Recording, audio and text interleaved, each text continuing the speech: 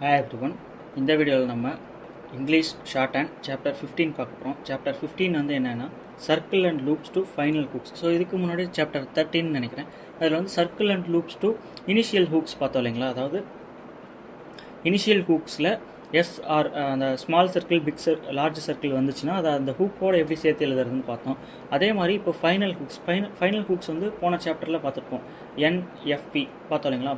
இதுக்கு முன்னாடி அந்த எஸ்டி அந்த சர்க்கிள்ஸ் வந்துச்சு, ஸ்மால் சர்க்கிள் லார்ஜ் சர்க்கிள் வந்துச்சுன்னா எப்படி எழுதுகிறோம் அப்படின்ட்டு பார்க்க போகிறோம். ஸோ இதுவுமே வந்து அந்த circle and loops to initial hooks concept மாதிரி தான். அந்த என் ஹூக்ஸு ஆர் எஃப்பி ஹூக்ஸ் எந்த டைரெக்ஷனில் வருதோ அந்த டைரெக்ஷனில் நம்ம அந்த சர்க்கிளை சேர்த்து விட்ருவோம். பாருங்கள், இப்போ டேன் இருந்துச்சு அப்படின்னா first place dance N is வருது இல்லைங்களா, எஸ் வருது. எஸ் வந்து நம்ம small circle. So NS join பண்ண ஹூக் போகிற இடத்துலையே அதை அப்படியே ஜாயின் பண்ணி விட்ருவோம்.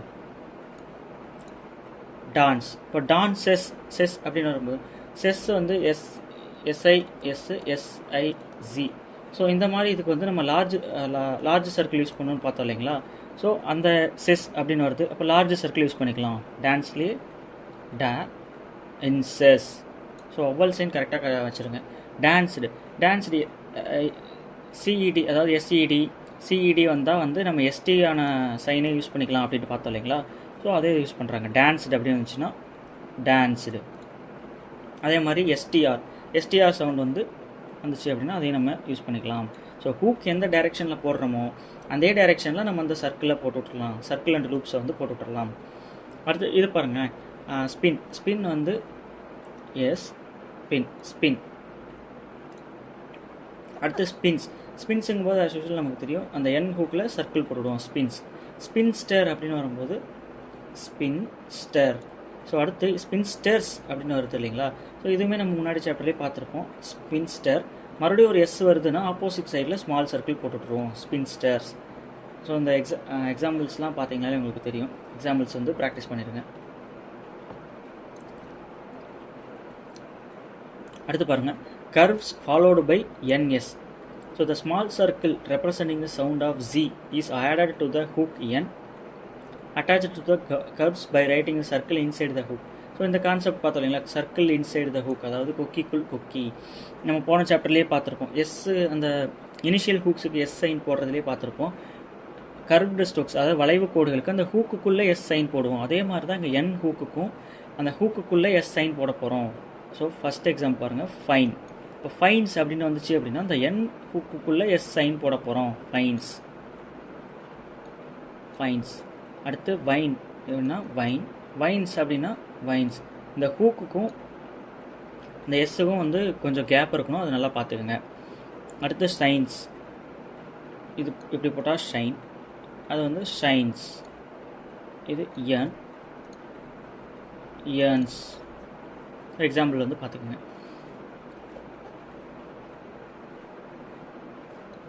அடுத்து பாருங்களேன், the effect of the preceding rule is that the hook n and the small circle attached to the curve represent in all case that heavy sounds, அதாவது n z sound, is அப்படின்னு முடியும். Is, fence, vans, Athens, is அப்படி முடியும். அதாவது கொஞ்சம் வேகமாக அதாவது அழுத்தி ஸ்ட்ரெஸ் பண்ணுற மாதிரி முடிகிற வேர்ட்ஸ்லலாம் இந்த மாதிரி ஹூக்குக்குள்ளே எஸ் சவுண்ட் போடலாம். கொஞ்சம் லைட்டாக, அதாவது எஸ் சிம்பிளாக முடிகிற மாதிரி, இப்போ எவின்ஸ், லேண்ட்ஸ், மின்ஸ், ஃபென்ஸ் இந்த மாதிரி முடிகிற இடத்துல வந்து நம்ம ஃபுல் ஸ்டாக் யூஸ் பண்ணிக்கலாம். அதாவது ஃபுல்லாக யூஸ் பண்ணிக்கலாம், கர்வுக்குள்ளே போடாமல் அப்படின்ட்டாங்க. ஸோ இது ஒன்றும் கன்ஃபியூஸ் பண்ணிக்க வேணாம். நமக்கு எந்த இடத்துல வந்து வாட்டம் இருக்கோ அதை வந்து போட்டு விட்டுடலாம். ஃபென்ஸ் இப்படியும் எழுதலாம், ஃபுல் ஸ்டாக்காகவும் எழுதலாம், ஃபென்ஸ் இப்படியும் எழுதலாம். ஸோ ஒன்றும் பிரச்சனை இல்லை. ஸோ உங்களுக்கு வந்து இது பார்த்தோன்னே என்னன்ட்டு தெரியணும், அவ்வளோதான். That's all. ஸோ இது மெயினாக வந்து எதுக்காக அந்த டிஃப்ரென்ஸ் கொடுக்குறாங்க அப்படின்னா, நம்ம அந்த கர்வுக்குள்ளே இருக்கிற ஸ்ட்ரோக்ஸ் வந்து எஸ்ஸில் முடிகிற வார்த்தைகள், வேர்டே வந்து எஸ்ஸில் முடிஞ்சிருக்கும். அந்த மாதிரி இதுக்கு வந்து இந்த மாதிரி கர்வுக்குள்ளே ஹூக் போட்டுடுறாங்க. சில இடத்துல வந்து சிஇ சவுண்ட் வந்து எஸ்ஸில் முடியுது இல்லைங்களா, அந்த இடத்துல ஃபுல் ஸ்டாக் எழுதுன்னு சொல்கிறாங்க. அடுத்து பாருங்கள், அடுத்தது circle S added to FV hooks. So same concept மாதிரி தான். எஃப்வி ஹூக்ஸுக்கும் இதே கான்செப்ட் தான். நம்ம எண்ணுக்கு வந்து இப்போ டான்ஸ் அப்படின்னு இருக்குன்னா டான்ஸ்ன்றது இந்த பக்கம் சேர்த்தோம் இல்லைங்களா. இப்போ எஃப்வி ஹூக் வந்து இந்த பக்கம் வரும் இல்லைங்களா, அதாவது லெஃப்ட் மோஷனில் இந்த மோஷனில் வரும். ஸோ அந்த மோஷன்லேயே நம்ம வந்து எஸ் ஹூக்கை சேர்த்து விட்டுறலாம். இப்போ பஃப் ஆல்ரெடி போன சாப்டர்லேயே பார்த்தோம், பஃப்பு. இப்போ பஃப்ஸ் அப்படின்னு வரும்போது இதே மோஷன்லேயே பஃப்ஸ் எப்படி சேர்த்து விட்டுறலாம், பஃப்ஸ் சரி பஃப்ஸ் அந்த எஃப் சைனுக்குள்ளே. பிகாஸ் நம்ம இப்படி போட்டோம் அப்படின்னா இது பஸ்ஸுன்னு கூட ஆயிரும். ஸோ வந்து அந்த ஹூக்குக்குள்ளே எஸ் சைன் போடணும், பஃப்ஸ். கேவ் நம்ம ஆல்ரெடி போன வீடியோவில் பார்த்துருக்கோம், கேவ். ஸோ அடுத்து கேவ்ஸ், ஹூக்குள்ளே ஸ்மால் சர்க்கிள் வரணும். வேவ்ஸ் அடுத்து அப்சர்வ்ஸ் நம்ம அடிக்கடி யூஸ் பண்ணுவோம், அப்சர்வ்ஸ். So absorbs. அடுத்து அர்ச்சீவ்ஸ், ஷெரீப்ஸ். அடுத்து பாருங்கள், medial NS or NZ. N is. When NS or NZ occur medially, both letters must be shown as in the words. So NS வந்துச்சு அப்படின்னா நம்ம தனித்தனியாக தான் எழுதுவோம். N சைன் போட்டு அதுக்கப்புறம் S சைன், எஸ்ஸுக்கான சர்க்கிள் போடுவோம் அப்படின்னு சொல்கிறாங்க. அதாவது நடுவில் வந்தால் மட்டும். ஸோ அதுக்கு சில எக்ஸாம்பிள் கொடுத்துருக்காங்க பாருங்கள். Pensive, pensive. Density, density. So N followed by S அப்படி வந்துச்சு அப்படின்னா Nக்கான ஸ்ட்ரோக்கு எஸ்ஸுக்கான ஸ்மால் சர்க்கிள் அதோட எண்டில் போட்டுவிட்ருவோம். அடுத்து பாருங்கள், எக்ஸசைஸ் 55ல் சம் ஸ்ட்ரோக்ஸ்லாம் கொடுத்துருக்காங்க. இதெல்லாம் என்னென்னு ஒரு வாட்டி பார்த்து ரீட் பண்ணிவிட்டு அதுக்கப்புறம் ஹோம்ஒர்க் ப்ராக்டிஸ் பண்ணுங்கள். 56ல் வேர்ட்ஸ் கொடுத்துருக்காங்க.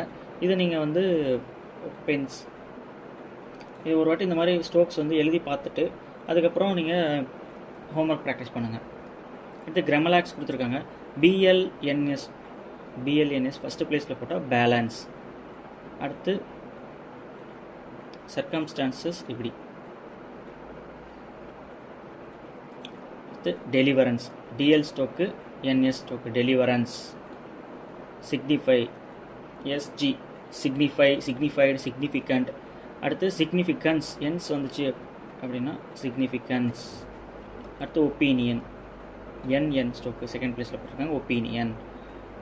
எக்ஸசைஸ் 57 வந்து பேராகிராஃப் கொடுத்துருக்காங்க.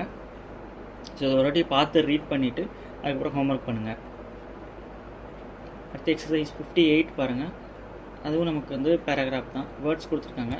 இதுக்கு வந்து நீங்கள் ட்ரான்ஸ்கிரைப் பண்ணிவிட்டு, அதாவது ஷார்ட் ஹேண்டில் எழுதிட்டு அது கரெக்ஷன் பார்த்துட்டு அதுக்கப்புறம் ஹோம்ஒர்க் ப்ராக்டிஸ் பண்ணுங்கள். இப்போ சாப்டர் 15 வந்து நம்ம சாப்டர் 13ல் வந்து சர்க்கிள் அண்ட் லூப்ஸ் இனிஷியல் ஹூக்ஸுக்கு போட்டோம் இல்லைங்களா, அதே கான்செப்ட் தான் இப்போ ஃபைனல் ஹூக்ஸ், அதாவது NFVக்கு பார்த்துருக்கோம். ஸோ ரெண்டுமே ஒரே கான்செப்ட் தான். இந்த வீடியோவில் உங்களுக்கு ஏதாவது டவுட் இருந்துச்சு அப்படின்னா கீழே கமெண்ட் பண்ணுங்கள். தேங்க்ஸ் ஃபார் வாட்சிங்.